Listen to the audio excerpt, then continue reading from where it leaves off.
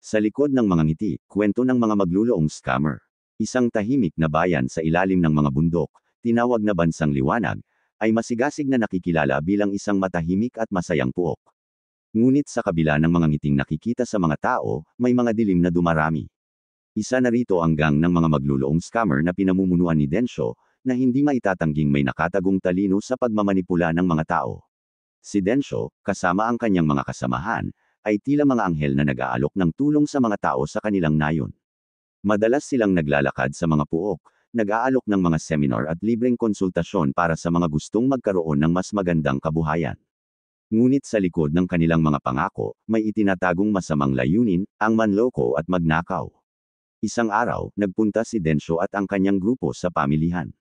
Dumating sila na may mga ngiti at dalang mga pamphlet na nagsasabing, magtagumpay sa negosyo sa loob ng isang linggo.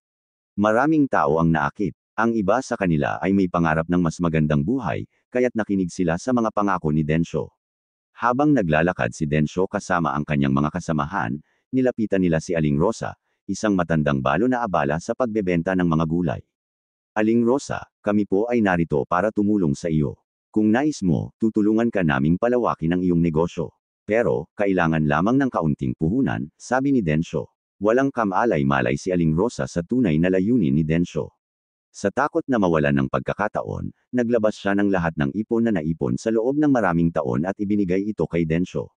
Sa loob ng ilang araw, walang sumunod na komunikasyon mula sa kanila. Umiiyak si Aling Rosa, nawalan siya ng lahat dahil sa panlilinlang. Ngunit sa mga ganitong pagkakataon, may mga taong hindi nagpapabeya. Si Marco, isang kabataan at matalik na kaibigan ni Aling Rosa, ay nagpasya na imbestigahan. Nais malaman kung sino ang nasa likod ng mga panlilinlang na ito. Natuklasan niya ang katotohanan, ang mga magluluong scammer ay gumagamit ng mga peking testimonya at gawa-gawang kwento upang makuha ang loob ng mga tao. Dahil sa kanyang pagsisikap, nakabuo si Marco ng grupo ng mga kabataan sa nayon na handang ipaglaban ang kanilang mga kababayan. Nagsimula silang magsagawa ng mga impormasyon at awareness campaigns. Sa tulong ng ibang mga residente, nahuli nila si Densho at ang kanyang mga kasamahan sa isang operasyon na pinangunahan ng lokal na pulisya. Nang maaresto, hindi nagtagal ay nahayag ang mga susunod na plano ng mga scammer at ang pagkakaroon ng isang lugar kung saan natutulungan ang mga biktima ng panloloko. Ang bayan ng Liwanag ay muling nagningning, hindi lamang dahil sa pagdakip sa mga magluluong scammer, kundi dahil sa pagkakaisa ng mga tao laban sa kasamaan. Naging simbolo ng liwanag si Aling Rosa. Hindi na siya nag-iisa, at natutunan ng buong bayan na ang tunay na tulong ay hindi nangangailangan ng kapalit, kundi nagmumula sa puso na walang inaatrasan. Sa paglipas ng panahon, kahit si Densho at ang kanyang mga kasama ay hindi na muling naglakas loob na bumalik sa bayan, sapagkat natutunan ng mga tao na ang katotohanan ay palaging nananalo sa anumang kasinungalingan, at walang makakapigil sa liwanag ng pagkakaisa. At sa likod ng mga ngiti, nariyan pa rin ang mga aral ng pag-iingat upang mas maging mapanuri sa ikabubuti ng bawat isa. Anong aral ang natutunan? Anong aral ang natutunan? Sa kwentong, sa likod ng mga ngiti, maraming aral ang maaaring nating mapulot. Isa, maging maingat sa mga alok. Hindi lahat ng nag-aalok ng tulong ay may magandang intensyon. Mahalaga ang pagiging mapanuri at maingat sa mga alok, lalo na kung may kaukulang kapalit. Dalawa, kahalagahan ng pagsasama at pagkakaisa. Ang kapangyarihan ng pagkakaisa ng komunidad ay maaaring magdulot ng pagbabago. Kapag nagtutulungan ang mga tao, mas madali nilang malalampasan ang mga pagsubok at mapoprotektahan ang isa't isa mula sa mga mapanlinlang. Tatlo, tiwala at integridad. Ang tunay na tulong ay nagmumula sa puso, at walang kapalit na inaasahan. Ang pagtulong sa kapwa ng walang intensyon na manloko ay nagpapakita ng tunay na pagkatao.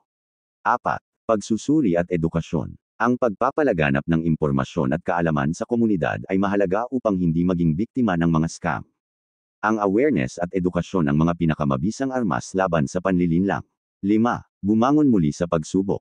Kahit gaano pa man kalalim ang sugat na dulot ng panlilinlang, palaging may pag-asa na muling bumangon.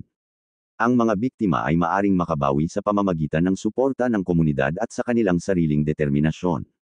Sa pangkalahatan, ang kwento ay naglalaman ng mensahe ukol sa kahalagahan ng pagiging mapanuri at pagkakaisa, pati na rin ang halaga ng tunay na pagtulong at ang lakas ng loob na labanan ang masama. Kwento, ang balat kayong tulong. Noong unang panahon sa isang maliit na bayan, may dumating na mga taong nag-aalok ng tulong. Sabi nila, sila raw ay nagdadala ng biyaya at sagot sa mga pangangailangan ng mga mamamayan. Una, may nagbigay ng libreng pagkain, ngunit pagkatapos ay naniningil sila ng malaking halaga. May isa namang nangakong tutulungan ang may sakit, ngunit sa huli ay ginagamit lamang ang kanilang pangalan para kumita ng salapi. Maraming tao ang nalinlang dahil magaganda ang salita nila, mabait sa harapan, subalit sa likod ay may masamang hangarin. Para silang mga ahas na nagtatago sa damuhan, tahimik pero handang manila. Dahil dito, may isang matanda na nagpayo sa bayan. Mag-ingat kayo, hindi lahat ng nag-aalok ng tulong ay galing sa Diyos. May mga gawaing nagmumula kay Lucifer, na ang layunin ay manira at mandaya. At naalala nila ang salita sa Biblia. Ikalawang Korinto Kapitulo 11 versikulo 14 hanggang 15. At hindi katakataka, sapagkat si Satanas man ay nagpapanggap na anghel ng kaliwanagan. Kaya't hindi malaking bagay kung ang kanyang mga lingkod ay magpanggap din na mga lingkod ng katwiran. Ngunit ang kanilang wakas ay ayon sa kanilang mga gawa. Natutunan ng mga tao na suriin ang bawat gawa. Ang tunay na tulong ay walang kapalit, kundi pagmamahal na mula sa Diyos.